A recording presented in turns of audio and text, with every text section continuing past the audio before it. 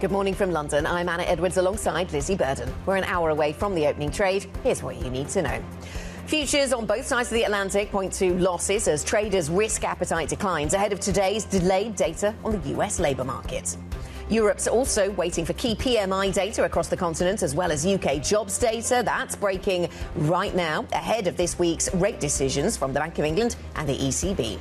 Plus, President Trump says a deal to end the war in Ukraine is closer than ever, but President Zelensky makes clear that territory remains a disagreement.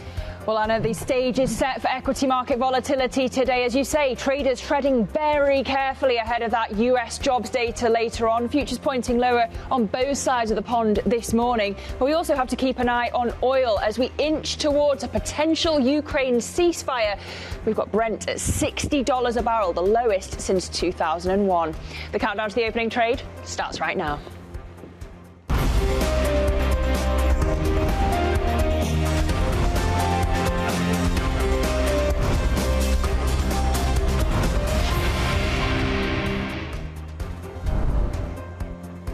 Welcome to the programme, everybody. Let's get started with some data breaking on the UK labour market. We have lots of central banks to think about this week, and one of them is the Bank of England. So what does this data mean to them? We have a spike up in the pound, as you can see on your screen. And digging into the data details here, we've got average weekly earnings coming in above where they were expected to be, so up by 4.7%. If we look at the private sector, that's also above where it was expected to be at 3.9%. Both of those do mark something of a step down from the previous period. So maybe that reassures markets that they don't need to fear too much in the way of wage inflation. But those numbers are higher than expected. The unemployment rate, though, comes in line with expectations at 5.1%. And it's interesting then, Lizzy, to think about what this means for the Bank of England and why we're seeing the pound spike higher. The data coming in a little higher than expected, you might think, well, does that make it more difficult for the Bank of England to cut? I mean, is that what the market is thinking here? There's a lot of detail here. Potentially, and these are just marginal differentials from the expectation.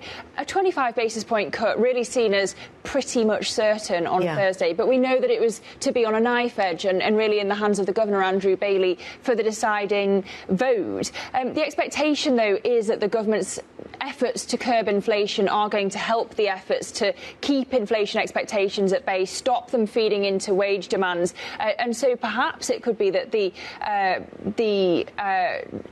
25 basis point cut stays. It is, as you say, strange to see this move in the pound off the back of the data. We're going to get the updated BOE bets at 7:30 a.m, so it will be interesting to see those. And then at 9:30 a.m. London time, we'll get UK PMIs for December. So economists seeing growth on both services and manufacturing there, but staying within growth territory as well at a composite level. That will factor into the BOE's thinking too. And that move in the pound, it only takes it back to the flat line. In fact, not even, does it? So, I mean, maybe we shouldn't make too much of it, but it did seem to be driven by that data, of course. So we have that focus on UK data, as you've mentioned, other UK data coming up, other European PMI data coming up. I was looking at some of the detail we're expected from the French and the German data. We're expecting a sort of steady as she goes status quo print, it would seem, around PMI. Certainly if you look at the composite, the French number expected to stay just over 50, the German number expected to stay around the 52 level. And these are typical of light expansion territory, I suppose, for these big Eurozone economies, and not expecting too much deviation from that today. And when we bring that back to the central banking story again, the ECB expected to hold. If we don't get many surprises, that's unlikely to change. Really, for the ECB, the question is, as Isabel Schnabel has highlighted, when do the hikes come? But even that is maybe a year or more away. So this data unlikely to move the dial much there. Let's go to the data out the United States a little bit later on. Will that move the dial? Is it too imperfect to move the dial? It is going to be delayed. It is delayed. It's already delayed. It's very backward looking as a result. And it's also imperfect because we don't get the full complement. We get some data for October. This is all non-farm payrolls, and we get more data for November, but even that has its limitations. But it's interesting, though, that Bloomberg Economics is talking about, yes, maybe we get something a bit negative for October, but that actually they see that there's the potential for the November to be the data to be the strongest since Liberation Day. And so this might raise more questions about where the strengths and weaknesses lie within the labour market than it answers. And of course, that is important looking ahead to the January FOMC and the trajectory for rates in 2026. Yes, on the theme of it being imperfect data, you already have had the Bureau of Labour Statistics yesterday warning that the unemployment rate variance is statistically high. And we've had before that Jay Powell himself warning that there'll be technical issues, i.e. if you can't adjust for seasonality. So, as you say, take this data with a pinch of salt. But you're looking at November payrolls very much in the spotlight here. The survey number is 50k, the whisper number 20k. Yes, I was really diving into some detail from BMO, who've been looking at some of this alternative data as we've been without the official non-farm payrolls data set for such a long time. And they've got 12 different things they were looking at. And they said, you know, to sum up something quite complex, they said 8 of them were encouraging, 4 of them were negative. So they, on the other hand, are looking, well, they, I suppose, in line with what Bloomberg Economics is saying, are looking for something that perhaps at the margin is a little more positive about the labour market story in the United States. So we'll see how that sits with investors when it breaks a little bit later on today. Let's pivot to geopolitics and to Ukraine, because President Trump speaking quite optimistically about what is set to be achieved here. Yes, he says that a negotiated end to the war is closer than ever. Of course, yesterday we were talking about Ukraine being open to dropping its ambition of joining NATO in exchange for security guarantees from Europe and the US, and now it looks like it's got those security guarantees from the US. We've had negotiators offering more to Kyiv. There's still pressure, though, on President Zelensky to accept the territory part of the equation, and notably Putin hasn't budged on his territory demands, and Ukraine's still discussing that territory offer. Now, you've had the new head of MI6 here in the UK, the first female head of MI6, we should say, saying that Putin is deliberately stalling here in order to try and keep the war going. In other words, he doesn't intend to stop fighting anytime soon.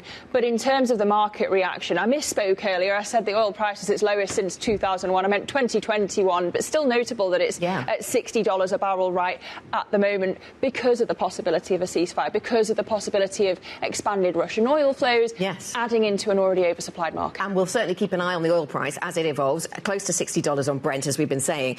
We'll also keep an eye on defence stocks then at the start of trade. There was some weakness in some of them yesterday on expectations, hopes that we could see something like peace in Ukraine. And that does seem to be building a little bit this morning. We might see another retreat there. Yeah, TradeGate suggesting that you could see Rheinmetall and Renk down about 5% each. I do wonder about this, whether the defence stocks are going to suffer that much from a ceasefire when, if Putin concludes that the West has rolled over, surely other parts of Europe are going to have to rearm. If he's not watching Ukraine, then you're going to have the Baltics and the Nordics having to rearm. And again, coming back to UK officials, you've got army chiefs coming out and warning about a wider war. So these defence companies are going to have buyers somewhere. And that's what we've been hearing from the CEOs of those defence companies when we've asked them how vulnerable are your businesses to the very good news of peace in Ukraine. And they say, well, actually, the longer-term build-out of European defence capability is a much longer-term strategy development, as you point out.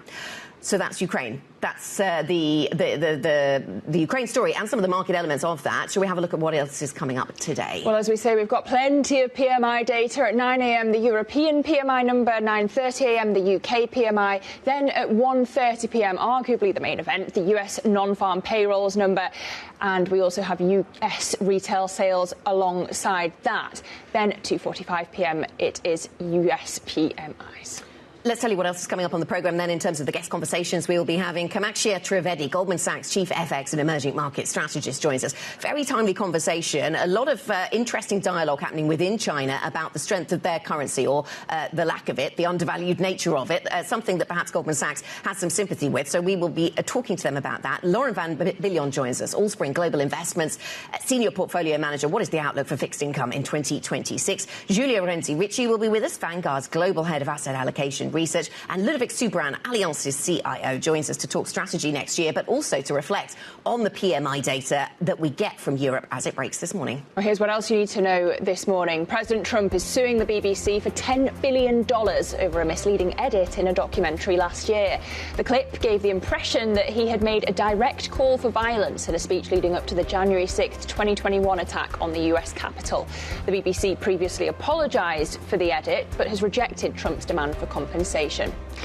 Elsewhere, PME, a Dutch pension fund overseeing about $70 billion, has severed ties with BlackRock based on an assessment that the world's largest money manager no longer acts in its best interests on issues such as climate risk. PME says that the portfolio is being transferred to UBS Group and MN, an investment manager based in The Hague. And Nasdaq's looking for US regulatory approval to extend trading hours on its stock venues to 23 hours during the work week. According to a filing, the firm has asked the SEC for permission to add an additional trading session from 9 p.m. to 4 a.m. New York time. If approved, the change could take effect as soon as the third quarter of 2026. Well, I'm sure other stock exchanges, particularly here in Europe, might not welcome that news. Yeah, it's getting competitive, isn't it? And within the United States, this is a trend. We already knew that Nasdaq wanted to extend these trading hours. This is them filing with the SEC to make that a reality. The New York Stock Exchange has already suggested it wants to go to longer trading hours. It has an impact on other players in the sort of plumbing of the US system. They all have to agree to go to longer hours. There is a bit of pushback from some quarters. I mean, some people will love it. I saw lots of positive reception to this in Australia, as you might expect, because they want to be able to trade on the Nvidia news, live. Yeah. But then there were others pushing back and saying, look, this will mean that you get the opportunity to place trades after you get some profit news from some very volatile high-tech businesses after hours in the United States. And do you want that to be reflected in this way? I mean, you can argue this for hours. Well, yeah, of course, the demand for this started really in the pandemic, that everyone wanted to trade on news immediately if it's market moving. But the questioning, if they do get this approval, is whether the liquidity follows. Yeah. And really, if it doesn't, is it just noise? Right, and of course this is all about competition also with the likes of Robinhood and Interactive Brokers and others within that space. So we'll continue to monitor it as it develops. Coming up on the programme then, the OECD believes the global economy is weathering Donald Trump's trade tariffs. We will hear from the organisation's Secretary General. That's later this hour. Plus, we'll have a strong indication on the direction of two of Europe's largest economies when the French and German PMIs break. That's also coming up during this programme. Up next, markets to look to the long-awaited US jobs report for a stronger steer on the Fed rate path next year. We'll get further insights on that. Please do get involved in these conversations. IB plus BBTV Go, the function to use on the Bloomberg terminal. It's dark here in London. This is Bloomberg.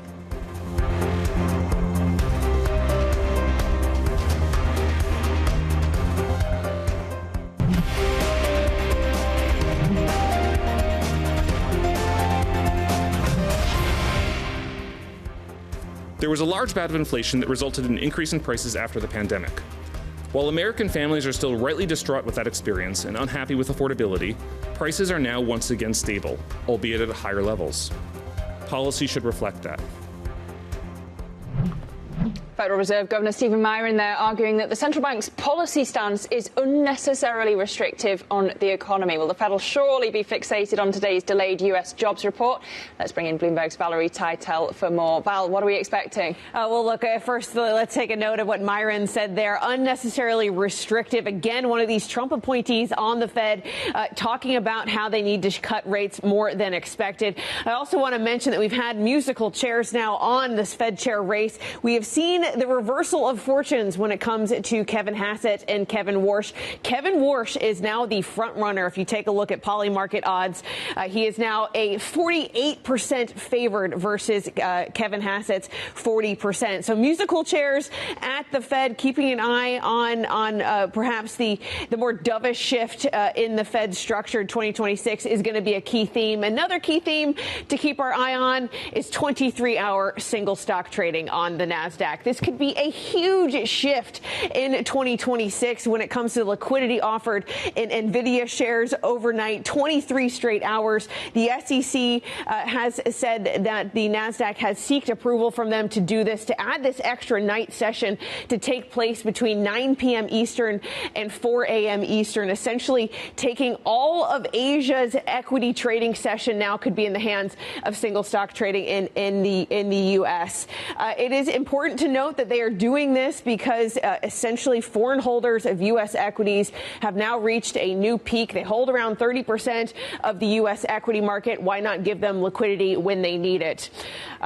Well, let's say a moment when they would need liquidity might be reacting to the non-farm payroll report and being able to get out of their single stock trades. On the non-farm payrolls today, it is going to be a double print when it comes to the payroll reading. So keep an eye not just on non-farm payrolls for November, but also the prior reading will be populating what the October reading is going to be. An eye on the unemployment rate as well, Anna. I expected to tick up to 4.5%, but given we missed the month of October, there is risk we could see some further upside in the unemployment rate. OK, and talking of jobs, Valerie, let's have a brief moment to think about how the market's reacted to this morning's jobs data in the UK. I'm looking at pound session chart, which tells me that for just a fraction of a second, or maybe for a few seconds, the market asked questions about whether the BOE would cut rates and then decided, yeah, probably still will. Yeah, interesting price action. It looks like cable is broadly unchanged, but it was another weak data set for the UK economy. We had the November payroll number fall to 38,000, which was more than the 20,000 that was expected by economists. A new low, essentially, in this cycle of loosening. So I guess the UK economy shed the most jobs it had going all the way back since the loosening of the pandemic times. OK, Valerie, thank you very much. Bloomberg's Valerie Teitel with us on the US data and the UK data we've already had.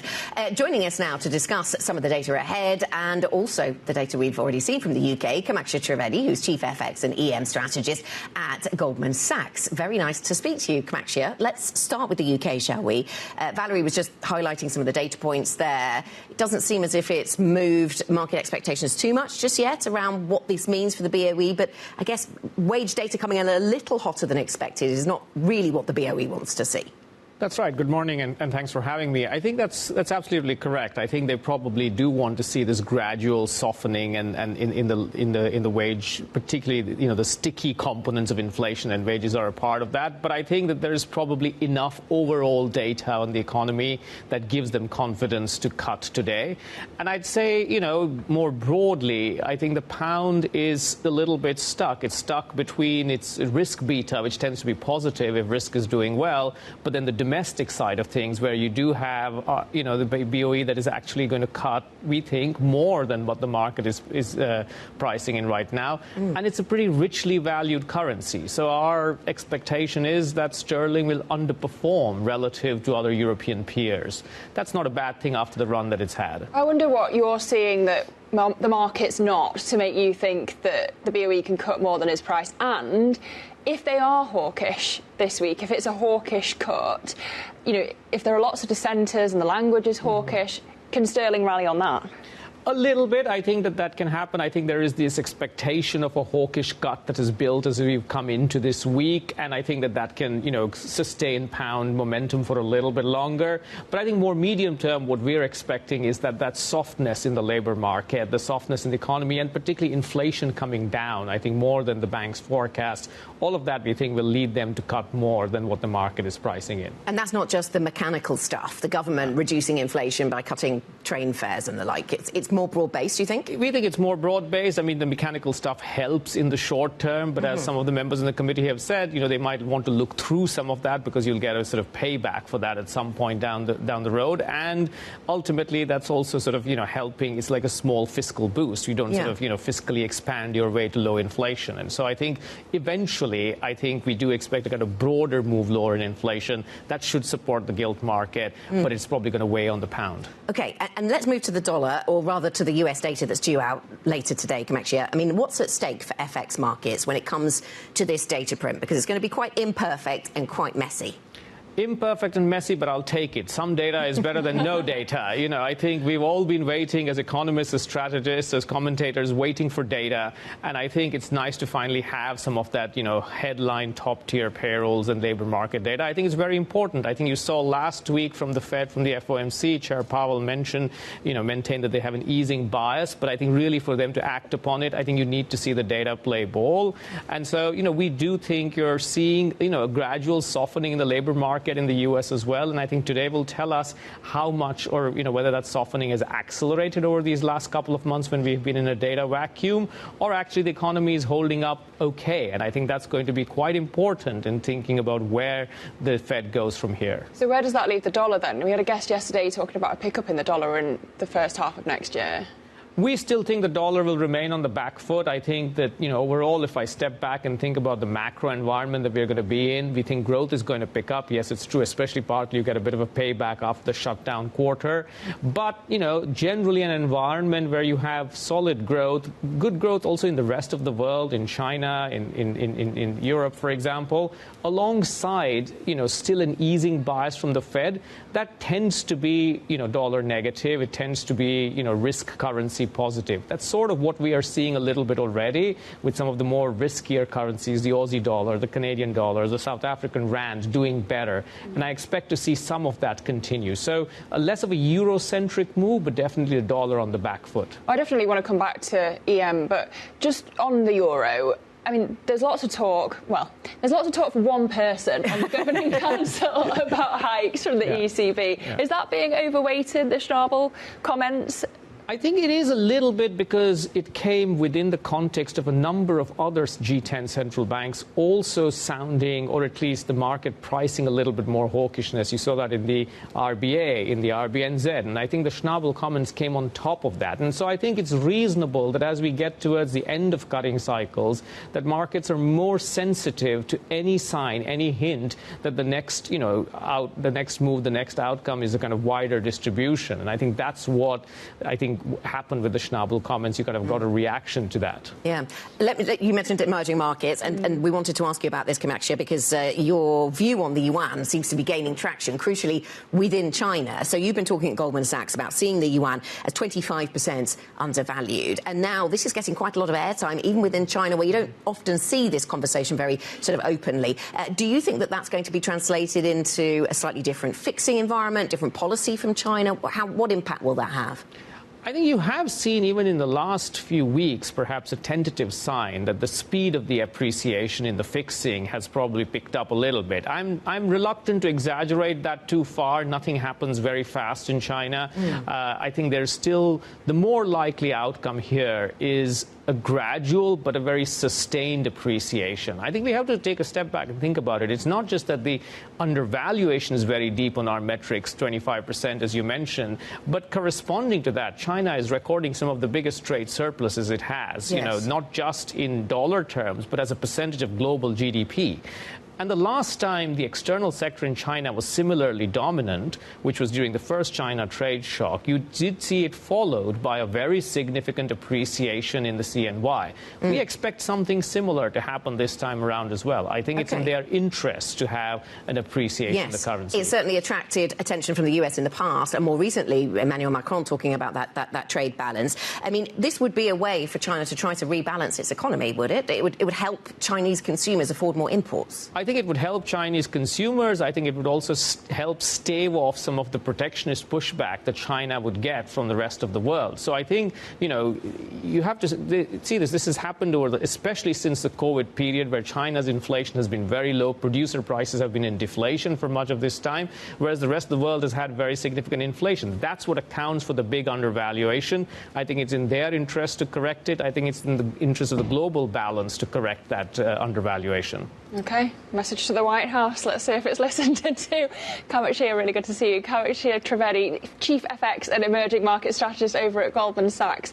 Good to hear from you. Well, coming up on the programme, unemployment rises as the UK labour market cools ahead of Thursday's Bank of England rate decision. We're going to dig into that data with Allspring Global's Lauren Van Beyon. That conversation coming up next. This is Bloomberg.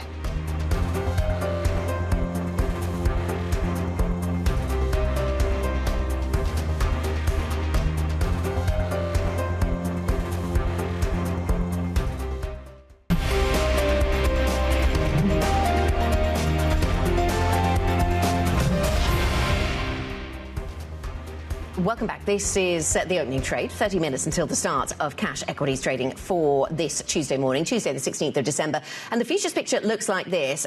Risk appetite ebbing away a little bit as we head towards the US session. We're waiting for the non-farm payrolls update out of the United States, and that seems to be keeping investors on the back foot a little bit. We should add in that the defence sector could be weak this morning, the oil sector could be weak this morning, both of those for sort of hopeful reasons for humanity around peace in Ukraine, but that might take the edge off some of the heavyweights in certain sectors here in Europe. And of course, it's not just the US data that we get today. We also get a load of European PMIs this morning. Here's how your bond space is looking right now. We've got yields pretty steady across the European curve, up in Italy, however, on the 10-year. But the 10-year German bund yield is currently down a basis point. Of course, we're also looking ahead to the ECB meeting on Thursday. It's just one of a raft of central bank decisions this week. Talk swirling about the end of rate cuts. And joining us for more is Lauren van Biljon, Senior Portfolio Manager at Allspring Global Investments. For more, and Lauren, somewhat controversially, you see more easing from the UK and the US next year. Why is that? No, I think that they've been the more reluctant amongst the central banks to ease so far. So yeah, they've been slower, they've been more careful. They've been able to, especially the US's case, because the economy has held up so well. So to me, they're where there's the most space. Whereas if I look sort of more globally, right, I think we're pretty much done. And when you look at the data that's coming out of the US this week, Anna's mentioned how imperfect it is, it's patchy as well. How much emphasis do you put on it? How much can you trust it, and where are you really looking? I mean, it's still tier 1 data, so it's nice to have it back. But absolutely, right, we know it's going to be imperfect. But in a way, right, that gap already, that October gap, is now so stale. Right, let's look at the November data, let's try and project forward. I think that's what we're going to have to focus on. Mm-hmm. And can it tell us something useful then? Good morning to you, Lauren. Can it tell us something useful about where the Fed goes in January? Because some people say yes, others say, well, we're going to get another print before the January meeting, and if we're only pricing in 1, maybe 2 cuts next year from the Fed, does they really have to come in January? I would be surprised to see them move in January. To me, it was sort of a December or January decision, and obviously they went for December. I think, yes, probably January is a high bar. Yeah. But Q1, absolutely, seems a given. Tell me about divergence next year from central banks globally that you're expecting. So, yes, there's an expectation we get a bit of cutting from the US, a bit of cutting from the UK. Yep. We've got the ECB probably on hold, the conversation about a hike. We've got the BOJ hiking. Yeah, absolutely. And the global narrative over the past 2 weeks did seem to get a little bit more hawkish. So where does that divergence take us? Yeah, I think that narrative has been fascinating, hasn't it? And the way the market has reacted to it. I mean, the RBA, Reserve Bank of Australia, was the best example, where just sort of a hot inflation print and just that sort of official, that's it, right, cuts are done, the next move is a hike, really sparked a big market reaction. And I wonder if we don't see more of that, right, sort of that cascade of the market realising that in so many of these names, that's it, we're done on easing. So you think we're in a period where we get a bit more back and forth in rate expectations? Exactly. Being sort of thrown by one piece of data in one direction and then in another. That sounds quite volatile. Exactly, volatile. There's plenty of headline risk, as always has been the case this year. I think that trading environment maintains into next year. But what that does mean, though, is that if you have a longer-term view and if you are comfortable with your kind of consensus or that conviction that you have, you can use these bits of vol to kind of take on that position or take some profit. So it can be a very good place to trade. Lauren, just going back to something Valerie said earlier, we've definitely got 2 Kevins back in the race to lead the Fed. Is that kind of story going to matter more than the actual data this week? It very well might. See, the US really is so interesting when I look at where we're priced versus how the market is starting to flow. Because on consensus side, there's sort of a cut or 2 priced in for next year. But when I look at things like flows in shorter dated bonds, there seems to be a real rotation out of ex-US and into the US. So in a way, the market is kind of giving itself that tail risk or kind of positioning for that tail risk of much more easing out of the Fed. OK, and then I also have to ask you about the UK, because yesterday, sat in your seat was John Bilton from JP Morgan Asset Management, and he was telling us that he prefers gilts over bunts and treasuries, which surprised me, right? Because if you look at the odds at the moment, it doesn't look like Keir Starmer, UK Prime Minister, has a very good chance next year. If you can't rely on that fiscal tightening that was promised in the budget, why buy gilts? Why buy gilts? Well, I mean, I think 2026 is going to be a year where I think yield matters more or yield gets you more of your return than, say, capital gains. I think that's probably true globally. And the UK certainly has a better yield than many of its developed market peers. But as you rightly point out, that comes along with a fair amount of risk. And you can't buy the gilts without knowing or without having some sort of backstop in place for if there is some sort of change in Is there risk we get growth in the UK? It feels a tail risk, really, more than anything else. Where is safe along the gilt curve? I think duration is a tougher buy in the UK. To me, it's more that sort of 2 to 5 year area of the curve. That gets you some exposure to the BOE cuts, perhaps some a tilt in case the wage data comes down faster than expected, and the BOE can act more than it needs to. But it doesn't come along with too much duration risk, and I think that's key. Can I ask you about duration in the States then, and thinking about the Treasury curve, Lauren, because you've talked in your notes about expecting steepening, which we hear from lots of people, but sometimes the follow-up detail on that is that people expect inflation and maybe the long end of the curve, maybe we get a bit spooked there and we get higher yields at the long end. But you seem to be emphasising this sort of flow story at the short end and expecting something a little more stable in the long end, and it's a more bull steepening expectation. Yes, I think the all-spring base case is more bull steepening out of the US. The US curve is certainly not as steep as a lot of its global peers. Yes, we've had steepening this year, but not as much as we've seen elsewhere. So to us, that story is still steeper. So base case is, yes, maybe it's more the shorter end comes down, the longer end holds firm. But again, that's that tail risk, right? That you could see the market spooked, whether it's fiscal largesse or perhaps a very aggressive Fed that cuts now and has to repay it later on. That could push longer dated yields up. Yeah, so that's the risk at the long end. But at the short end then, I mean, so the market expects 1 or 2 cuts from the Fed next year. Are you thinking then that there could be more? That's not the base case, maybe. Not the base case, but I think we should be alive to the possibility. The labour market has been weakening gently. I guess we'll see if that accelerates. We certainly know the Fed will react. And we need to be honest that there is a lot of personnel change coming next year in the Fed, and that could have a material impact on interest rates. I also want to ask you about China. It's been a recurring theme this morning, and we had that miserable China data yesterday, especially on retail sales. Yeah. Do you think that the market's underpricing the risk, the upside risk to growth and inflation that we could get from there if there's stimulus next year? I think stimulus will come. I think it's probably more directed towards investment, as it so often is. China's export growth has been very strong. So there's 2 pillars there to support growth. I think that consumption piece is still a puzzle. That is going to be slower to turn and sort of is riskier. But yes, there is certainly an upside case for Chinese growth and perhaps Chinese inflation. Let's keep an eye on PPI. That is still sort of pretty dire. Yes. But if I look at inflation, it's been sort of languishing for so long, but there are some green shoots there.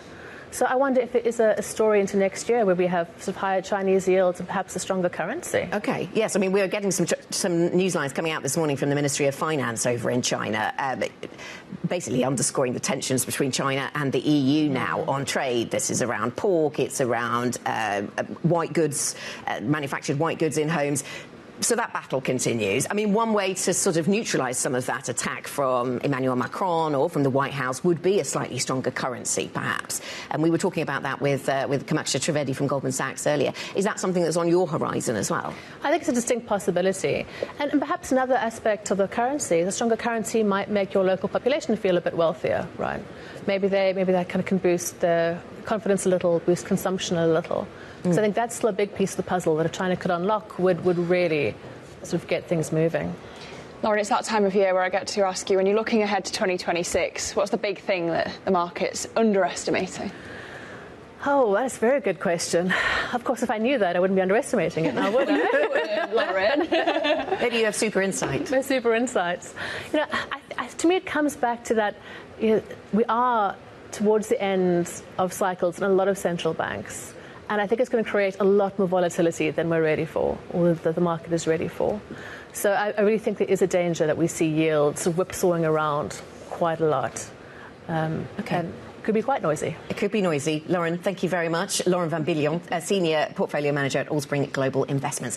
Coming up, the OECD believes the global economy is weathering Donald Trump's trade tariffs. The organisation's Secretary General speaks with us next. This is Bloomberg.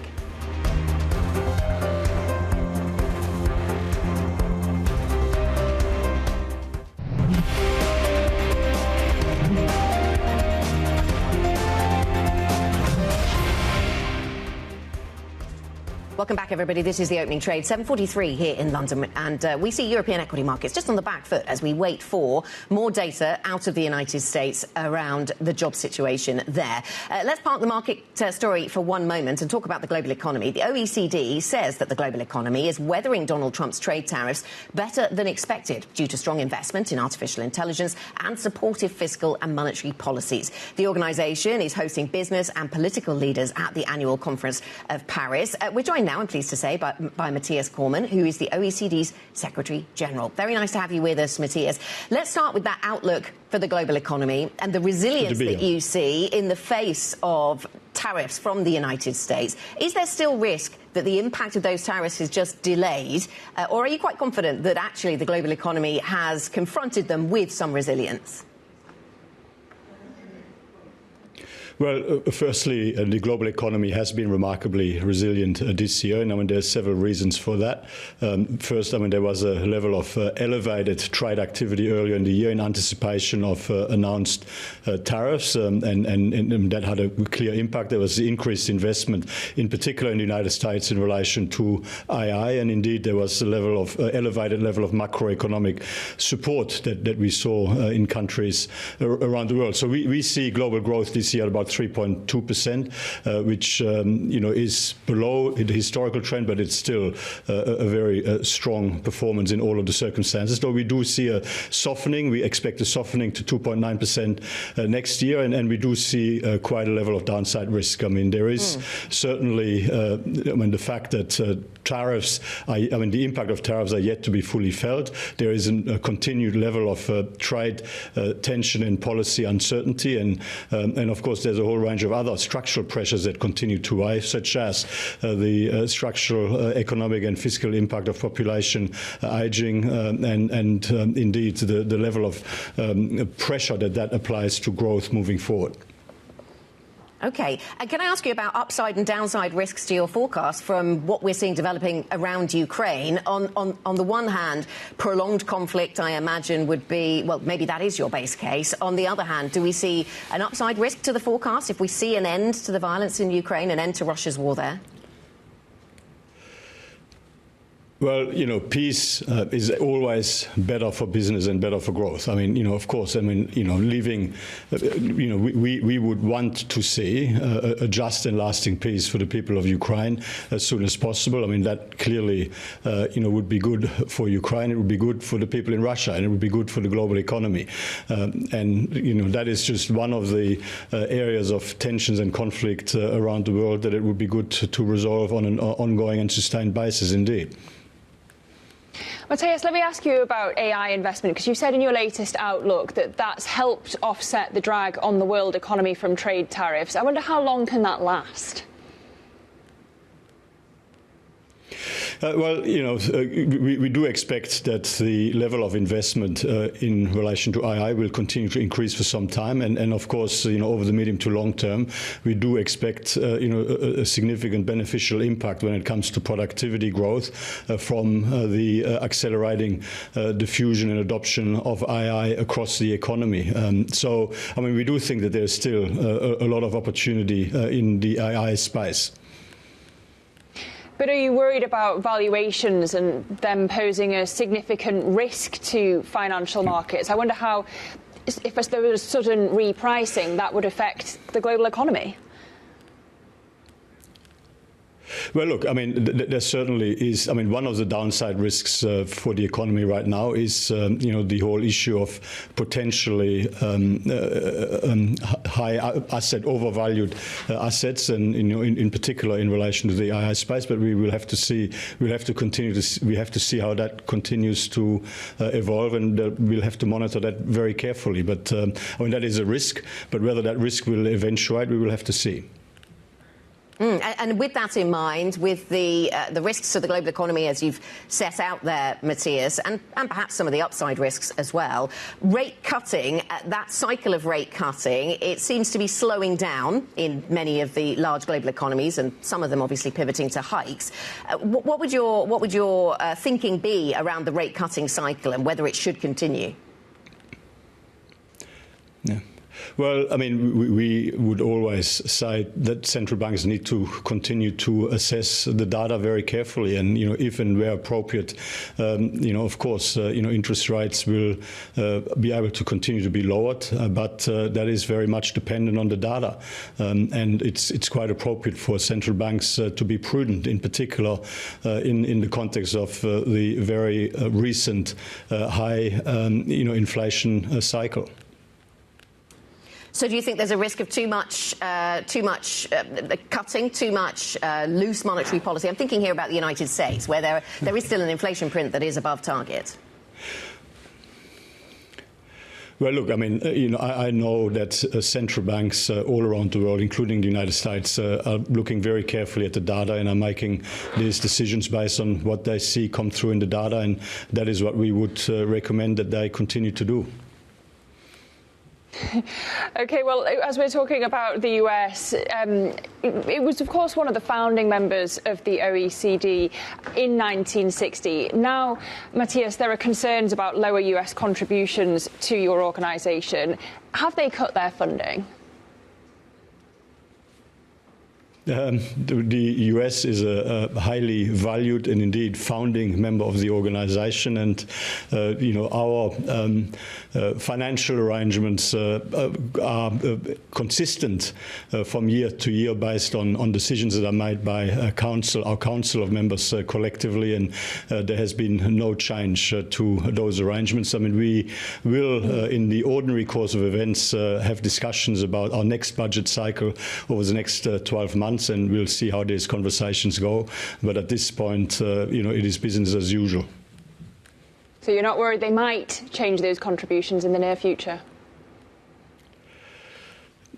We will look for all of the opportunities to continue to strengthen the partnership and the engagement with the United States. I mean, the OECD is an organization that brings together market-based economies from around the world. We believe it's a great platform for the United States to engage with countries from around the world about how best to tackle shared global economic policy challenges. And I'm sure that we will continue to explore many exciting opportunities, in particular, for example, when it comes to ensuring reliable and secure supply chains related to AI and many other economic and fiscal policy issues that are in front of us.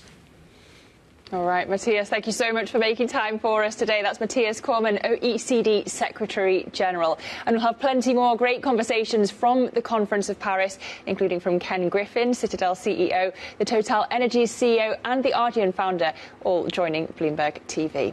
Now let's get to your stocks to watch with Chloe Melly. Chloe. Good morning, Lizzy. So this morning we are looking at the UK telecoms market because Revolut is launching its own UK mobile phone service. And so that will be in direct competition with Vodafone 3, but also BT's EE service. So we'll be keeping an eye on those two today. Revolut has been trying to diversify its business model and draw in more customers through different channels. But of course, that does mean that this is a new challenger in that market. And so those established players might be a little bit weaker this morning after what has been actually, as we can see, a pretty good year for those two. Moving on to Magnum, and just a week after its listing, just a little over a week, and there's already a little bit of board drama for the ice cream company that was spun off Unilever, and it has been trying to remove the chair of Ben & Jerry's board, according to the FT. Ben & Jerry's being, of course, a key subsidiary for Magnum, and Magnum has inherited the complicated relationship that Unilever had with Ben & Jerry's, and so this could potentially weigh on that stock today after what has been, as we can see, actually a pretty strong debut in the last few days. And finally, oil is also in focus today because of concerns around oversupply are growing. So we have seen oil extending declines recently because of OPEC production stepping up, but also because traders are weighing up the impact, the potential impact of Ukraine, of a peace deal in Ukraine. And so this has been weighing on oil, and this could have an impact on all of those oil companies across Europe. Today, they have been, as we can see, doing pretty well. We have got green across the screen, but this could potentially weigh a little bit on them this morning, this potential for this oil glut coming probably next year.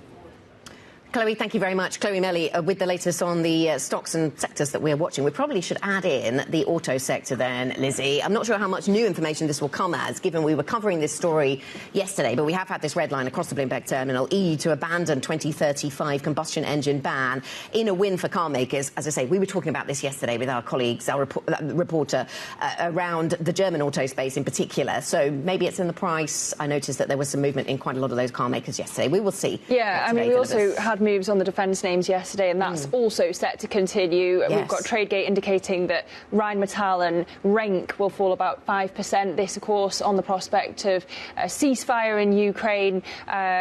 But as we say, you know, there should be lots of other business for the defence names across Europe if Russia's attention turns from Ukraine to elsewhere. There's the sort of short-term Ukraine narrative and the longer-term European picture, isn't there? Let's talk about what else is on the radar for the trading day ahead, and that, of course, is the non-farm payrolls print out of the United States. And US futures actually ahead of that data, looking quite weak. It seems, I mean, Bloomberg Economics suggesting, and also BMO, some of their research suggesting that maybe there'll be some strength to the November number. Will that undermine expectations of a rate cut next year? Is that perhaps why we're seeing a little bit of negativity around stocks into the US session? Is that what's driving that risk-off sentiment, perhaps? Yeah, it's definitely the November payrolls number that we need to focus on. 50k is the survey number, 20k the whisper number. Anna Wong of Bloomberg Economics saying really there might not be that much clarity that you can garner from this week's US economic data. It may just be the case that, as has been going for so long, the hawks and the doves make what they would like to make of this data, so it doesn't unite the FOMC. But as you say, futures pointing lower stateside.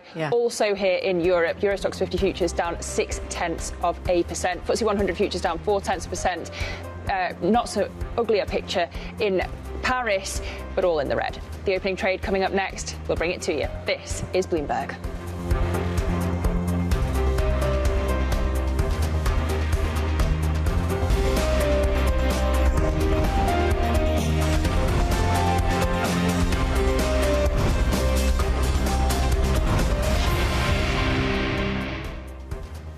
Welcome back. This is the opening trade. We have a few minutes to go until we get that opening trade for Europe. Just a couple of minutes, in fact. And this chart of yesterday's session over in the United States is quite helpful in giving us a sense of why the futures picture is as it is here in the European region. So this is the trading session from yesterday, and Europe closed out around here. So Europe closed out when the US market was just on a bit of an uptrend towards the middle of their day. The rest of the day, the US market sunk a little bit and then remained a little range-bound after that. And so we do have a little bit of that negativity price in to our session this Tuesday morning, which is one of the reasons why we see these futures markets looking as they do. Another couple of reasons, though, oil prices are a little weaker. We've got some heavyweight oil stocks here in Europe. That has to do with the defence story. It has to do with, the Ukraine story, which also takes us to defence. And we are expecting to see some weakness in some of the defence names here in Europe, Lizzy, as a result of the Ukraine developments as well. No peace deal yet, but certainly some positive talk coming through from President Trump. Exactly. If we look at our stocks to watch this morning, as you say, geopolitics set to have an outside influence. We're focused on defence stocks, the likes of Renk and Rheinmetall, both indicated downwards on TradeGate. As you say as well, minding the oil stocks because we're already seeing Brent at $60 a barrel, down 0.7%. It's lowest since 2021. If you've got more Russian oil flows, it would add to the oversupply in that market. So mind the energy stocks and watch the automakers as well. We've had the red headline that the EU's to abandon its 2035 combustion engine ban, a win for the car makers. So a keen eye on the likes of Stellantis and Mercedes at the open, Anna. OK, so defence, automakers, oil, all in focus this Tuesday morning as we head towards the start of the European trading day. Of course, we could all be on pause waiting for the jobs report out of the United States a little bit later on. That is going to be the big data print of the day. But ahead of that, we have the start of trade then here in Europe, and the FTSE 100 just into the green, really not by much. But that's not bad considering our expectations for weakness at the start of the trading day here in Europe. We've got the Stoxx 600 as a whole just dropping into negative territory. These moves are extremely small, Lizzy, and they're coming through pretty slowly, which tells me something perhaps about volume or attentiveness to the markets at this time of the day this morning. But the FTSE 100 then pretty flat. The CAC 40 opening to the downside, the IBEX opening to the downside just by 1 or 0.2%. So a little bit of weakness there. A number of sectors, though, that we certainly keep in focus. The defence space, aerospace, the oil sector, the auto sector, some substantial news flow around those sectors, and I wonder how they're trading at the start. Well, we're waiting for Rheinmetall to open, but in the meantime, we've got other defence names like Hensoldt down 3.3%, Leonardo 2.7% lower. Same move for Saab, Indra Sistemas down 2.3%. Gains actually for Safran up 0.3%. So that's defence. We also flagged autos. You've got relief for Mercedes-Benz up 0.6%, but actually Stellantis down 0.1%. And a lot of red across the screen for that sector. So let's look at the broader sectoral picture. You've got about half. It's about half and half. You've got half in negative territory. Tech at the bottom of the basket. Industrial goods and services second to bottom. And that comes back to that defence story. And energy down 0.5% because we were flagging the oil price lower on the Ukraine story. And that dragging energy down as a sector down 0.5%. Yeah, it is interesting to see that weakness in tech. And we have Nasdaq futures down by 0.8%. So there's clearly a bit of a tech theme in today's session. Yes, industrial goods and services then and energy, as indicated, they look pretty weak, don't they? To the upside, it is one of those kind of days. To the upside, the best performing sector is healthcare. That tells you something about the mentality of these markets right now. Real estate and personal consumer discretionary and grocery stores. Those are the sectors that are performing OK today. But yes, fairly evenly split between sectors going higher and lower. And just as the European equity markets are almost at full complement, we don't have the DAX just open yet, but most of them are open, only down 0.1%, which perhaps is a better performance than we had anticipated. Are we just holding our breath, the NFP number? It feels like we might be. Let's get into a conversation about these markets. Giulio Renzi-Ricci joins us, Global Head of Asset Allocation Research over at Vanguard. Giulio, very nice to speak to you this morning. So a few sectors in focus today. We've had news flow around autos. We've also had quite substantial developments around Ukraine over the last few days, which seems to be impacting oil prices lower, taking defence names lower. We've been talking this morning about possibly a disconnect between the short-term trajectory for defence stocks versus the longer-term. It makes sense that defence names pull back right now because of the good news for the world if we do get peace in Ukraine. But there could still be reasons to own defence. I mean, how are you looking at the defence space? It's been so topical this year in Europe. Yes, absolutely. I think it does make sense also in the picture of moving away from some of the hyper concentration on the US Max 7 and super concentration. That is one of the key themes that we bring with the economic outlook and asset allocation that we have been working on. It doesn't change too much from how we were positioned already. For us, is what some investors would call a barbell strategy. So looking into value stock, developed markets ex-US, and when we're looking, for instance, at Europe, euro area, that makes sense, right? If you look at some of where that growth might be and the tailwind, especially in terms of fiscal policy, well, it's probably going to be more on those value stocks, small to mid cap stock, for instance, that would take most of that benefit because it will be very concentrated and localized in the region. So do you think that there is still more to play for on the fiscal impulse in Germany, or is it all in the price? Is there still more positivity to come on that? I think there's still more positive to come in the sense that a lot of that flows that you would expect over the medium term to move away in terms of asset reallocation and risk management of the portfolio has to come moving away from that Max 7. At least that's our focus, our base case. There has been, of course, headwinds coming from the tariffs impact. We think that that will be mostly offset by the fiscal spending. The fiscal spending was a theme for 2025, but not as much. We always said that it would have been more like something to pan out in 2026 and beyond. So we're looking for that to be realized more on this year. So on that AI theme, you said that it could push US growth toward 3%, but your baseline is for 2.25% for 2026. So what has to go right for that 3% to materialize? Absolutely. So that is really the bet over the longer term. Right. So here is not so much about there is this, how can I say, double story to a large extent. We do think that AI will be revolutionary for growth, productivity in particular, especially in the US over the longer term. And that's why we see that real rate of GDP growth to be around 3%. For this year, we're thinking more about 2.25%. The reason for that is because some of the what I would call more supply side elements are more uncertain at this point. What I mean by that is like there is a lot of hype associated with how revenue growth will be brought by the Max 7.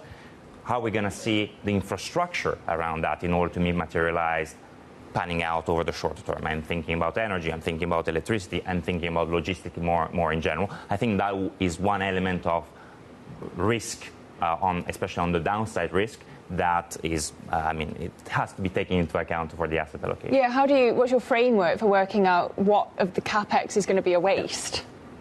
Well, exactly. So that is the big bet, right? So the situation is not so much about our valuation, especially on the Max 7, too high. They're very high. The question is more associated, do we believe that revenue growth and earnings growth that right now for, let's say, most of the Max 7 is around 15%, let's say ballpark, some of them are higher, some of them are lower, in perpetuity. That's something that people forget a little bit. We are expecting that number to stay there over the longer term. And the risk is that you might not see that over the shorter term, because that expenditure that we're seeing in CapEx, in AI scalers, will have to take some of that revenue over the shorter term more, and will impact it negatively. That is one risk. We're not saying that that's necessarily what we're hoping for and what we're expecting, but it's a risk that has to take into account. And I think that from that perspective, asset allocation right now is way more about risk mitigation and allocating risk, rather than having pointed views on specific securities, sectors, or asset classes. And how narrow or broad do you think the beneficiaries of AI will be in 2026? Will it be the year where other sectors start to benefit from AI, or is it much too early for that? Actually, this is it is a multi-year activity, I'm sure, delivering what AI can deliver. Will it be this coming year, or will it be in years ahead? That's a great question. We do believe that over more, probably like the medium term, and that's why that, again, barbell strategy, there is more upside for sectors, industry, and regions that are less exposed to just the tech stocks. Because if AI is truly revolutionary, as we think it would be, it will impact marginally more other sectors and other regions. Whether that will be in 2026 or not, and whether that trend, in terms of from a momentum perspective, will still be very focused and localized in tech sectors and tech stocks, that is probably a harder call. Who is that then? Is it industrials? Is it financials? Where gets the benefit first? Yes, it's industrial, financials, value stocks more in general, developed market ex-US. So, for instance, if you look at Europe, I think that the most valued companies there, Europe, including UK, you mentioned it, some of it, right? It's automotive, industrial, pharmaceutical. I think those are the sectors that would benefit over the longer term. Okay. I've just noticed, or I've just been told, in fact, that the Brent price has just dropped below 60. We were flagging earlier, we were watching for that. Seems to be at 59.97. Obviously, the story, Giulio, around oil prices has been a concern about a glut.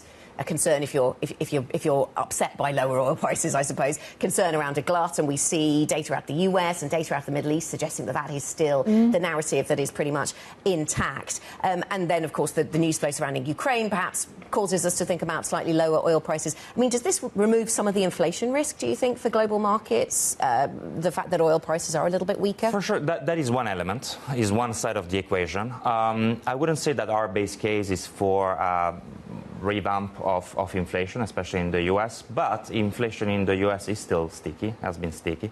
So I think there is a risk associated also with fiscal sustainability and the Fed easing, and whether what we might be calling like a policy mistake, again, not our base case, but I think that there is some downside risk of inflation being stickier for longer or coming back from that side of the equation. So the only argument for Fed cuts is political?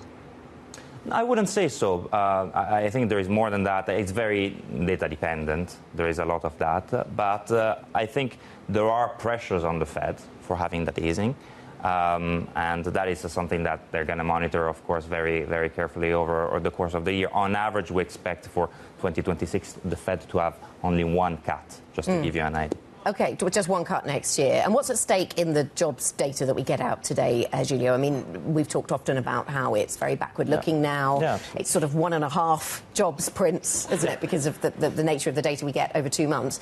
I mean, what's at stake for you? What's at stake for markets? I think that the major risk there is something that we might have seen earlier this year, right? I think it was around the summer, where there might have been correction coming out of the print that we see later today, on how that might be corrected over the next weeks or months. I think that would bring back some of the uncertainty to the markets that we have seen earlier on, and that might create additional pressure on valuations. Giulio, thank you very much. Thanks for joining us. Giulio Renzi-Ricci, Global Head of Asset Allocation Research at Vanguard.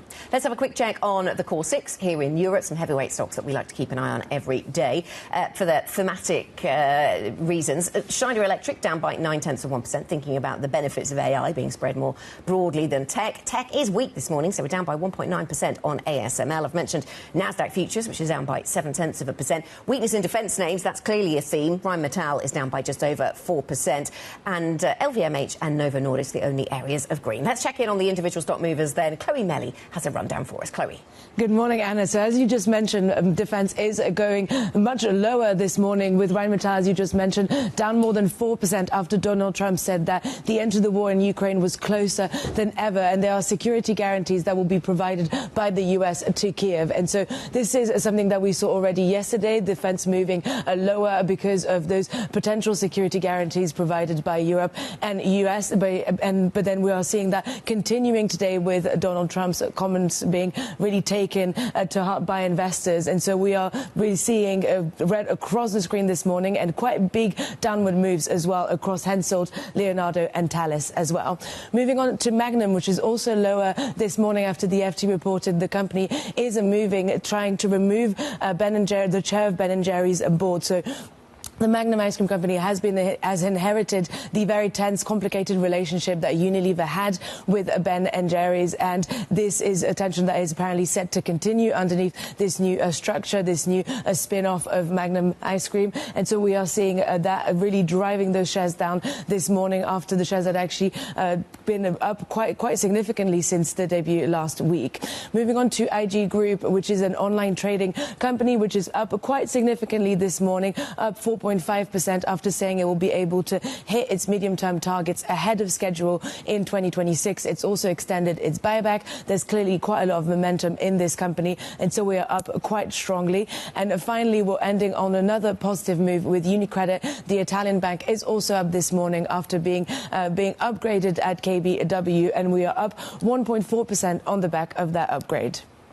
Chloe, thank you. Chloe Melly from our equities team. Coming up on the programme, Brent Crude has dropped below $60 a barrel for the first time since May. We'll talk about what's going on in the oil market. That conversation coming up next. This is Bloomberg.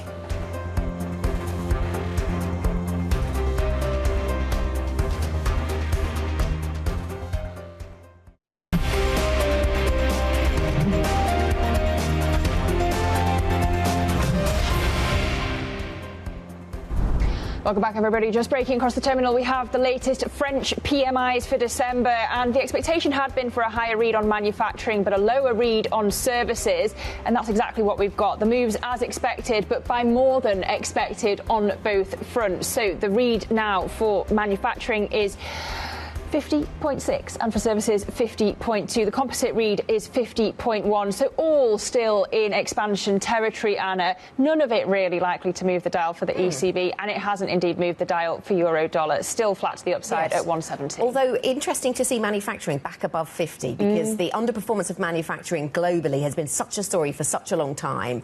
If this were to signal just the early signs of something more positive, because being above 50 obviously is growth, as opposed to where it was before, prior, which was 47.8, which would be contraction. So are we seeing a resurgence in European manufacturing? We don't have to wait long for the German numbers, do we? They're coming in just 13 minutes or so. So we'll see whether that is carried on across the continent. But that's what we're watching here. We're also waiting for the non-farm payrolls number out of the United States, which of course will be the big data print of the day. Joining us now to talk about the markets in more breadth is our Markets Live executive editor, Mark Cudmore. Mark, very good morning to you. So we're busy waiting for non-farm payrolls. 1.5 non-farm payrolls. Looking at US futures a little bit weaker, weighing on sentiment for tech here in Europe as well. What do you make of the price action heading into the important data print?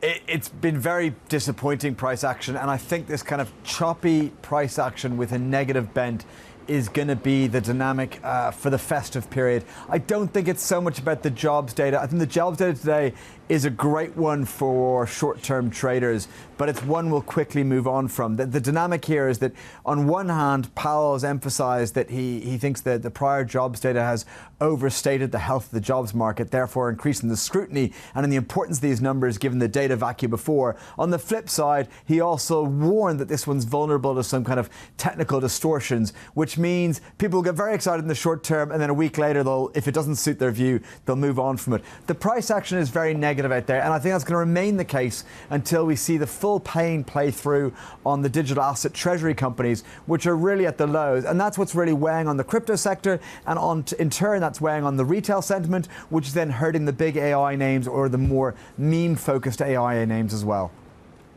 So, Mark, putting the possibility of a Santa rally aside for now, are we going to see more record highs for stocks in 2026?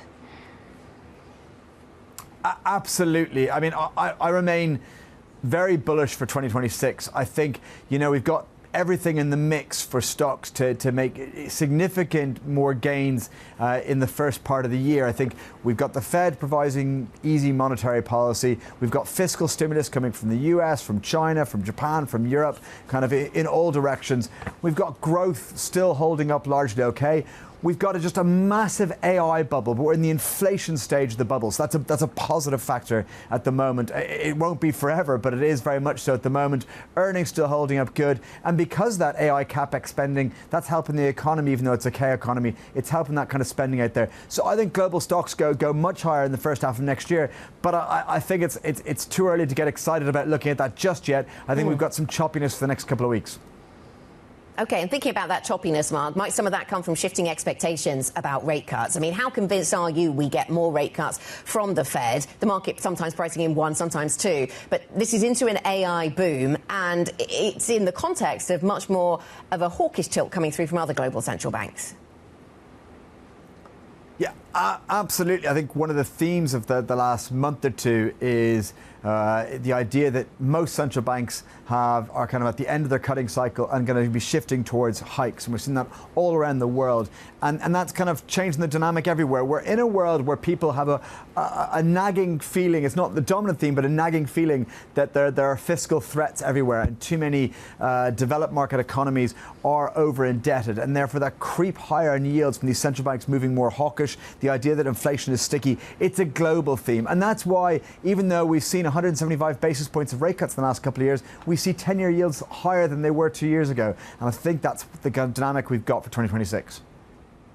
OK, Bloomberg Markets Live Executive Editor Mark Cudmore, we thank you as always. And remember, you can get up-to-date analysis and insight from Mark and the team by going to MLIV Go on your terminal. Well, there are big moves in the oil market today. Brent's falling below $60 a barrel for the first time since May. The market facing surplus concerns, but also, of course, watching events in Ukraine and in Venezuela too. Let's get more with Bloomberg's Paul Wallace now. Paul, 60 clearly not the floor. Is the floor 50? Where are analysts saying that it could be now? Yeah, we're looking at quite a rough end to the year if you're an oil bull, that's for sure. Brent below 60 for the first time since May, heading for its lowest close this year. WTI now below $57 a barrel. I think the focus for oil traders right now is on the talks between US officials and Ukrainian officials. And there is a sense that while there's probably still a way to go before we get a ceasefire in Ukraine, we are closer, and there's a sense that Donald Trump is really pushing for a ceasefire or some kind of peace deal before Christmas, and that is weighing on oil prices. And what would, good morning to you, Paul, what difference would it make to the oil markets? Because to make the assumption that means more supply and lower prices, do you have to assume fewer sanctions on Russia? And how convinced can we be at this point that that's what's going to come?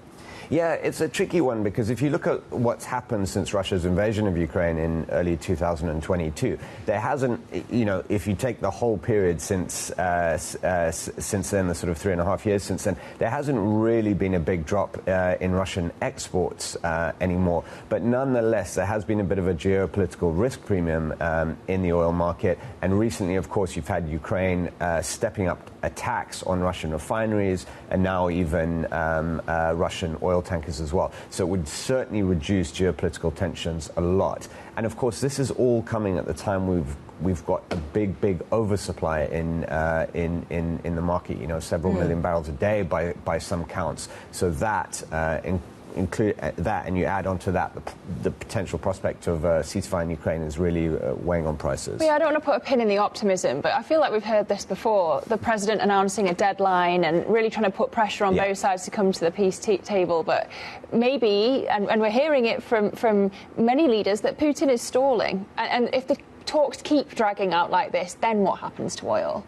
Yeah, and I think most traders, the sort of consensus as well, that the continuation of the war, let's say for another 6 months or more, was already priced into the market, and there wasn't really a feeling that things would get that much worse, or you would really see a situation where Russian crude exports were being curtailed because of Ukrainian attacks or something else. The feeling was that, you know, the continuation was already priced in. So if there's a chance of it ending sooner, even if it's a small chance in the eyes of many people still, well, then that will bring down prices. But of course, there's plenty of other potential bouts of geopolitical risk elsewhere in the world, the Middle East for one, that could make prices go the other way fairly rapidly. Yeah, let me ask you about Venezuela, actually, because there's been a lot of focus on what the US administration is doing. And what's at stake with Venezuela? Because this, again, is a sanctioned country, but there do seem to be carve-outs for certain US energy businesses to operate there. Yeah. So what's the read across from any tension that we're already seeing, any escalation in tension,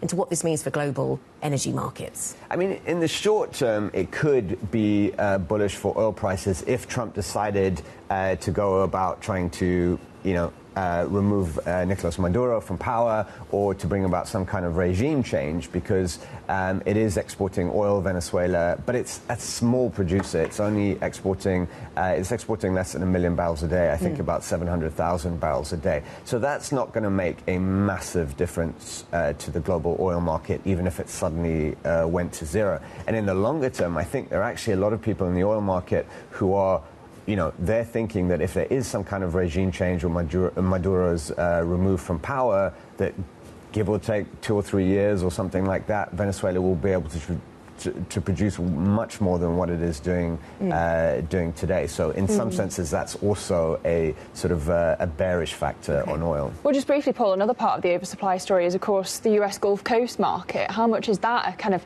canary in the coal mine for the oversupply story? Yeah, we're seeing signs in the Middle Eastern physical markets and the Middle East Dubai benchmark of oversupply now. So I think that's a real sign. And of course, most of the Middle East oil goes to Asia, primarily China, and that's also another key thing that oil traders are watching is demand in China. There's a bit of division, amongst oil traders and analysts about what will happen with Chinese demand in the next year or so, but there's a bit of a consensus that there are a lot of signals that demand there is sort of waning, and a lot of what we've seen from China in the last 18 months has been China actually building its stockpiles rather than importing for real demand. Paul, thank you very much. Thanks so much. Nice to see you in London. Bloomberg's Paul Wallace joining us to talk about everything that's happening with oil, down by 1.1% now on the Brent price. Coming up, we talk about the European economy. Ludovic Subrand joins us, CIO at Allianz. We'll get German PMIs in just a moment. This is Bloomberg.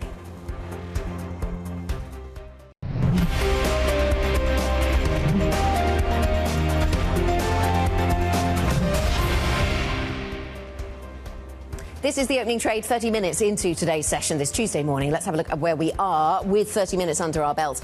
We're down by 0.1% on the stocks Europe 600, and that's actually a little more positive than maybe the futures picture had led us to believe, so maybe eking out slightly more gains. Certainly on the CAC 40, we are just a touch higher this morning. The Xetra DAX down by 0.4%, but maybe for good reason, if that's possible. I mean, we've got defence names, of course, in focus because of the developments that are happening around Ukraine, and as a result, some of those defence names are a little bit weaker. Some of those sit in Germany, of course. The FTSE 100 is down by 0.2%. The other development that is also Ukraine-linked, as we were just discussing with the oil team, is around energy prices. So oil prices dropping $60, below $60 on the Brent price. That could be weighing on some of those energy companies that are very heavily weighted, Lizzie, around Europe. Well, of course, the main highlight of the day for data is the non-farm payrolls number that's coming out of the US, Anna, and it seems like traders are sitting on their hands in anticipation of that. We've got a pretty even split of members of the Stock 600 higher and lower this morning. Volume slightly higher today, but if we flip the board over, you can see who the leaders are today. If you want to dip your toe in the water of the stock market, probably best to do it in a safe place, hence gains for healthcare stocks this morning. Also UBS up 1.5%, but if we flip the board over to the laggards, you mentioned defence, and indeed we're seeing that weakness for Rheinmetall, down 3.7% because, as you say, there is the prospect of a ceasefire for Ukraine, so the defence names suffering off the back of that. Tech is the worst performing sector today across the European continent, and we have some of the big tech names down, like SAP down 1.3%. Nasdaq futures also lower this morning, so not a good day for tech so far, Anna. Yes, Lizzie, let's think about some of the other stories that we're covering this morning, and this one is tech related. The Nasdaq is looking for US regulatory approval to extend trading hours on its stock venues to 23 hours during the work week. According to a filing, the firm asked the SEC for permission to add an additional trading session. That would be from 9 p.m. to 4 a.m. New York time. If approved, the change could take effect as soon as the third quarter of 2026. President Trump is suing the BBC for $10 billion over a misleading edit in a documentary last year. The clip gave the impression he had made a direct call for violence in a speech leading up to the January 6, 2021 attack on the US Capitol. The BBC previously apologized for the edit, but has rejected Trump's demand for compensation. President Donald Trump says a negotiated end to the war is closer than ever. The comments come after US negotiators offered more significant security guarantees to Kyiv as part of Trump's renewed push to end the Russia-Ukraine war. Territorial concessions remain an issue, with European allies and Ukrainian President Volodymyr Zelensky insisting on a ceasefire along the current line of contact.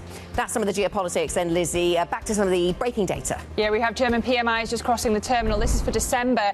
And manufacturing's down. We were expecting a gain. 47.7 is the reading. Services also down by more than expected. Services at 52.6. So still in expansion territory for services at least.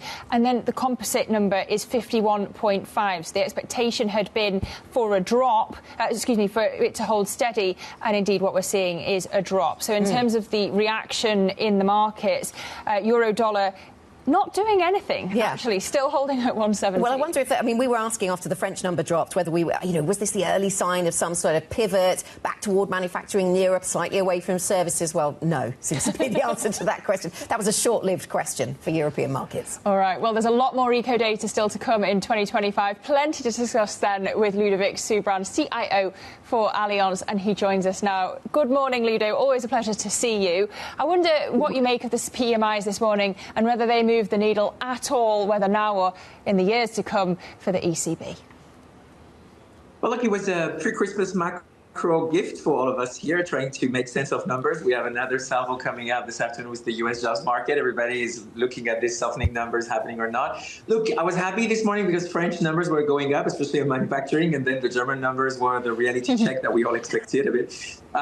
Look, I do think this is a confirmation that whatever fear were on the market last week about a potential rehike by the ECB towards the end of 2026 is a bit of a myth, right? I think the European economy is cooling down. And so I think if risks are tilted to one side, they're rather tilted to the dovish side for the rates, right? So we expect the ECB to potentially cut towards the end of the year if the numbers are actually bad, right? So we are still a bit below the consensus on this one. On the euro dollar, it's quite interesting also. I think it's very interesting what's happening now because we've seen a bit of a steepening on the yield curve in Europe. And so a lot of people are wondering whether there are flows from the US coming to Europe, whether there is something happening, but the euro dollar is not budging. So I guess we still, look, 2026 look like a very much of a continuation, pushing a bit through the limits, right? Europe is cooling down, but not too much. I think the U.S. uncertainties are high, but again, we're going to get more data now to see. I don't think it's going to dramatically change the picture, and the next 2 weeks are going to confirm a bit what we were expecting in terms of continuity when it comes to the central bank keeping course, and whatever can derail is political. You mentioned manufacturing. I think the manufacturing numbers in Germany, by the way, are an epitome of what's happening a bit on the political side, where there is a bit of uncertainty on whether this coalition could hold on topics like reforms, right? I think that's also what is affecting a bit the sector, and especially the industrialists in this country. Well, yeah, staying on Germany, part of the reason that Isabel Schnabel is convinced that the next move for the ECB will be a hike is because she is more convinced than others on the Governing Council that this fiscal stimulus from Germany will come through. She's also, of course, confident that tariffs aren't hitting as hard as expected. What do you make of those views of hers? Look, on the tariff, we agree to disagree. I don't think U.S. tariffs are inflationary for Europe. They are recessionary. So this is a bit of a disagreement between friendly economists. On the fiscal stimulus in Germany, I would like to be as hopeful on this fiscal stimulus actually happening, and on German growth to actually be hitting 1% in 2026. What we see right now is that there is a pickup in the public, the government contribution to GDP, but it's compensated by even more savings on the private side. So I'm a bit more cautious on the growth, and therefore on the tension on the supply chains, right? So that's where maybe we have not so much of a pickup of inflation, which is what this fiscal stimulus would mean, I think, for the ECB to hike again in 2026. So that's where I guess there is a bit of a disagreement. But it caused a bit of chaos on markets last week, right? Because a lot of people think, okay, that's really a possibility, when in the US we know more or less where the direction of the rates is. Yeah. Yes, so you'd have a different view then, Ludovic, more dovish. Good morning to you. Nice to see you. I want to ask a bit more detail about the transmission mechanism for this fiscal stimulus in Germany and how that will get into the real economy. I understand you're sort of downplaying maybe either the speed or the extent to which this will boost the German economy. But what are you watching in particular to give you a sense of how that is working its way through? The job market. Look, it's all about the job market. The real tension that we could see in Germany, the scarcity is on labor. So if we expect that there's going to be a fiscal stimulus that are going to create so much demand that is going to create scarcity on the labor market, we need to see whether we expect that some other firms are not hiring or even are looking at potentially letting go because of, tons of factors. Fewer order books, maybe AI adoption, maybe also more productivity gains, which I think everybody's obsessed with. That's why, for me, there is not so much tension on the labor market in Germany as there used to be once, especially because a lot of the companies are now looking again at productivity gains with the adoption of AI. That's for the services industry, but also in terms of manufacturing. We see also some of these companies thinking twice about optimizing their value chains, right? So I'm not too worried that on that front. I would say that would be the mechanism that should worry us. So job market. Okay. That's what we should be looking at. OK, so all about the jobs. We'll keep that under review. Now, interesting, sticking with your view on the ECB then, Ludovic, and you take a slightly more dovish position on where the ECB goes. And I was interested in your notes. You talk about the reasons behind that, and you say because of some of the battles that Europe faces, for example, on geopolitics, on demography, on competition with China. And they all make sense, but they're also very long-term stories. So, I mean, what does that mean for the European economy, the fact that these are very long-term threats? Well, I think these are very present threats. On quite the contrary, there are silent wars, but they are kicking us in right now, right? If I think about the need for defense, someone needs to finance defense. And to be fair, right now, apart from Germany, there is no balance sheet that can finance defense. So we're going to have a conversation in Europe on whether we want to restart defense bonds, Euro bonds. Because otherwise, I don't see how this is going to happen if we really want to pump up, a GDP spending to defense to 3.5% of GDP. And the window of opportunity is now. So what do you think is going to happen then in terms of, how do you see this playing with very stretched fiscal position from some of the government in Europe, right? So for me, these are pressures that we're feeling now. Similarly, on demography, we have one of the worst year when it comes to natality. And I do think this is going to create some tensions on the labor market. And again, I was just mentioning what type of labor market tension we should be monitoring to understand where the ECB is going, right? So I think there is a diffusion of these pressures into the decision-making of the central bank. And of course, we can try to ignore them because the ECB is supposed to be focused on its mandate. I do think we are at a bit of a situation where these coalesce in a way into the decision-making in the short term. OK, so these are very present concerns rather than the long-term, as I was suggesting, in your view. Now, we are seeing in the very short term, we're seeing some weakness in defence names, Ludovic. Defence stocks are weaker as a result of the very good news, perhaps progress, at least, coming out of the Ukraine talks. We'll see if that comes to pass. But you talk about the need for defence bonds. I wonder if you see appetite for that. Would that be some kind of shared debt? And given what Germany is able to do with its own balance sheet, would you see a movement in direction, a movement in that direction of defence bonds? Do you see that coming to pass? I think if there is a window of opportunities now, yeah. I mean, there are several discussions now on a French-German DARPA. There are discussions on how we should finance, our common goods, and peace is one of our common goods. So I think there are discussions happening between governments across the Rhine. There are also discussions beyond France and Germany on defense bonds. I think we should be very clear. We have a mechanism now, which is Next Generation EU, and we need to think whether we want to have a form of different financing structure for something that is a stretch on everybody's public finances and something that is by construction. Something that benefits everybody, because they're always free riding in this defense spending, right? I mean, the literature is very clear on this. So we need to find a way to have everybody commit to it. Because you mentioned about the richness of the stocks in the defense sector that have been correcting. It's also because there are so few companies, that, of course, it's all dependent on the balance sheet. And we know that German money on defense won't be subsidizing the French companies on defense. That doesn't hold for the taxpayers in Germany that will have to ramp up to finance this effort of security. So at one point, we need to decide whether we want to do it as a pan-European decision, and that goes mostly through the debt market, and certainly also the capital market union that could help a bit on financing the equity of these companies. But most of the story now is a bit on how we get a bit of a push to some of these companies and some of these efforts, especially the government and then the public orders in that sector. All of that has to be thought through at the European level, yes. And I think there are good discussions happening on this, right? The problem is the weakness of some of the political leaders in their home country. And of course, the tension, the very visible tension with the Commission as we speak, where we have a bit of disagreement on what Europe should be focusing on. But I do think there is a discussion, and I do think there is a high probability that we see some movements on that space in the coming quarters, yes. OK, so massive questions to ask in the coming quarters when it comes to defence funding. But just bringing it back to this week, Ludovic, and the central banking story, of course, you're dovish when it comes to the ECB. You're also dovish when it comes to the Bank of England. The expectation is for a cut, but you see a dovish cut. What if it's a hawkish cut? What would that do to markets, especially the pound against the euro? Well, we haven't got the composite PMI for the UK, but I think the economy is clearly cooling, yeah.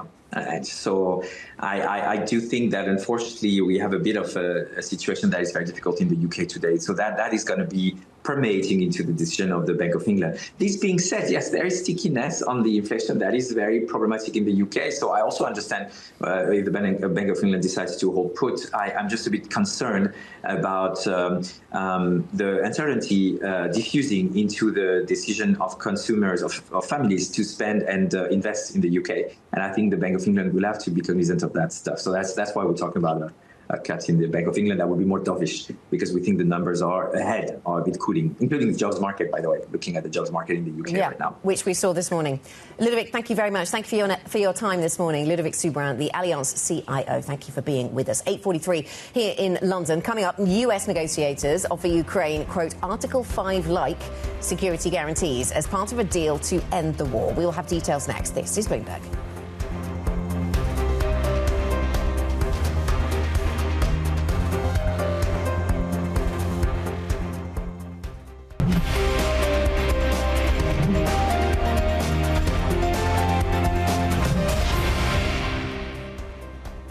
Welcome back to the opening trade. We're 47 minutes into today's session, and as you can see, it is red across the screen. The Stoxx 600 only down 0.1%, but we are holding our breath for that US non-farm payrolls report later on in the day. US futures also pointing lower, much more lower actually. S&P E-minis down 0.4%.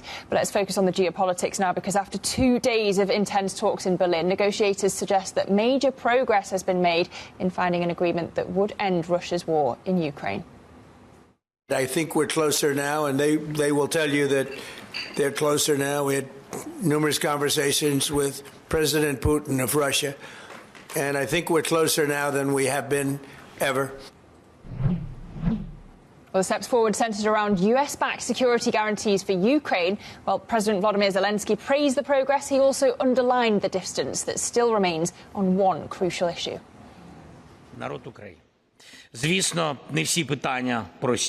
Of course, not all aspects are simple. There are complicated things, in particular the topic of territories.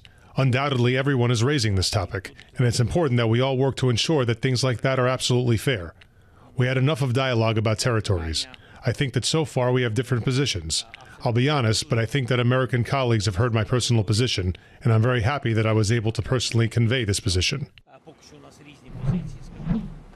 Bloomberg's chief Europe correspondent Oliver Crook joins us now for analysis. Ollie, we've heard a lot of positive rhetoric there. What gives negotiators that degree of confidence? Is it all just talk?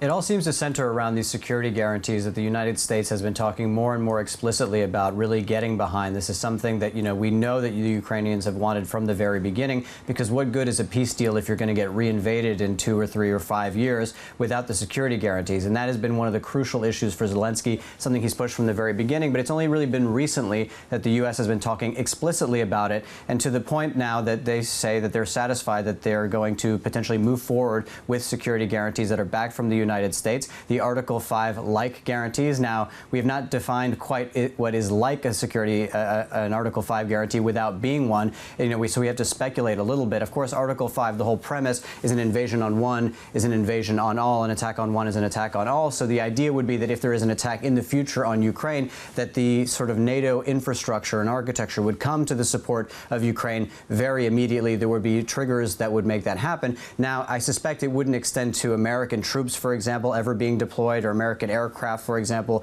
over Ukraine. It wouldn't give Ukraine a seat at the table at NATO, which would be a sort of red line, I suspect, for the Russians. And it probably would put some restrictions on how NATO troops could move into Ukraine and what kind of sort of NATO military hardware could be put in Ukraine. So that potentially is a way to sort of fudge that and that discussion around the security guarantees. For Zelensky, it's very important that this be ratified by the U.S. Congress. He was burned by the Budapest Memorandum back in 1994, where there were a lot of agreements made, but they were not necessarily obviously honored with the invasion of Ukraine by the Russians. That sort of memorandum was supposed to guarantee Ukrainian sovereignty, and it of course didn't. That does leave still the very thorny issue of territory. We do not have a resolution there. We've heard the Russians before say that they're not really even willing to engage on any question of ceasefire until they get the entire Donbass region, so that still is a fairly substantial sticking point.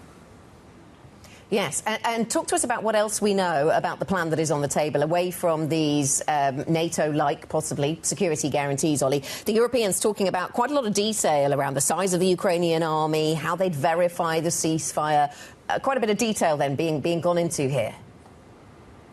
Yeah, and it's some of the first detail that we've got ever since we got the 28-point plan, which was seen as the kind of Russian wish list. That was all sort of delivered, and then the negotiations went underground. And I'll just read directly from the statement that we got from a number of European leaders, about almost a dozen of them, talking about the Ukrainian armed forces, that they should be at a resting rate of about 800,000. You'll remember that initial document wanted to cut back the size of the Ukrainian military to about 600,000, that there would be a multinational force Ukraine, which would include operations within Ukraine that would be sort of backed by the so-called coalition of the willing, a U.S.-led ceasefire monitoring system, so that if ever there is an imminent attack by the Russians, that would be very much forewarned, and legally binding commitments to take measures to restore peace in the case of any future armed attack, which would include armed forces. This is close to the security guarantees, but also making major resources available for Ukraine for reconstruction and recovery. This is where the Russian assets sort of come into play, and that, of course, is going to be a very active discussion this week here in Brussels as the European leaders try to decide what to do with those assets. And we should say another thing that will probably come up at this summit on Thursday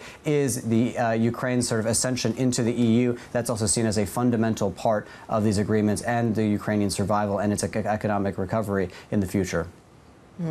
OK, Oliver, we'll see where these talks go, what Russia has to say about them and what it means to these European leaders as they gather later on this week. Bloomberg's Oliver Crook, thank you very much for that. Let's take a quick look at some of the data points that are still ahead. We've got European PMI, the overall Eurozone picture. That's out in around, 7 minutes' time, in fact. 9:30 a.m. UK time, we get the PMIs out of the UK. And then a little bit later, we move on to US data, of course, with the US non-farm payrolls and, crucially, US retail sales, which we probably haven't mentioned yet today. And we also get US US PMIs a little bit later. Let's get to Valerie Teitel, who has thoughts on all of this, of course. Valerie, we've got the we've got the data out of the US around jobs. That's going to be the focus, I suppose, although maybe retail sales worth a mention. Look, I do think retail sales will be important given how big consumption is a big part of U.S. GDP. However, this payroll report is essentially a double payroll report. Not only are we going to get the payroll number for November, we're also going to get a number for October. So keep an eye on the prior reading for the month of November when that drops. So essentially 2 months of data coming together. Now, Bloomberg consensus is really surprising on this one. Anna Wong is calling for 130K. That would be the most jobs added since the Liberation Day, essentially all the way back going to April. So she's very bullish on this. However, Wall Street's whisper number is around 20K. The consensus on the terminal is around 50K. So there's a wide dispersion of what we can get here. And I think it's really interesting also to talk about the unemployment rate. The BLS actually posted a press release on their website yesterday warning of statistical errors that are higher than usual in this November household release coming today. So the household release, that's the unemployment rate. So again, we could get a lot of noise around this data point. Powell has mentioned, at least last week in the press conference, that he expects the unemployment rate to tick up another 1 or 2 tenths in this cycle.